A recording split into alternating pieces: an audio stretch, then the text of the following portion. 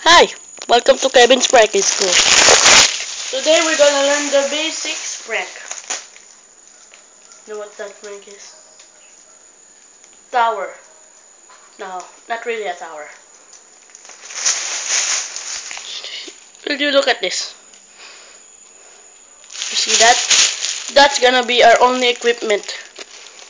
This is the setup. That handsome door there. Hey door. What you doing there? So, to set up this is just so easy, even your brother or sister can do it.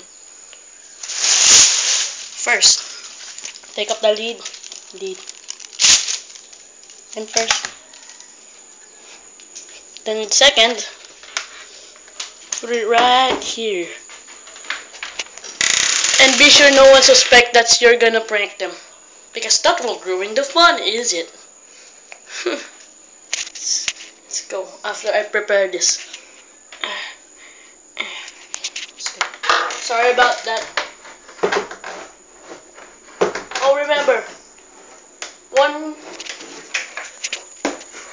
one thing can ruin this prank. One thing, unbalance. So stay very still. With that, it's perfectly balanced. So, I'm gonna pause it here, and it's not gonna take seconds for me, but for you, it's gonna take seconds. So, I'm gonna pause it right here, then bye-bye. Look at that hands up. This is gonna be our victim. Bro, like na bro! Bro, like na. Ayan, nadikit na yan.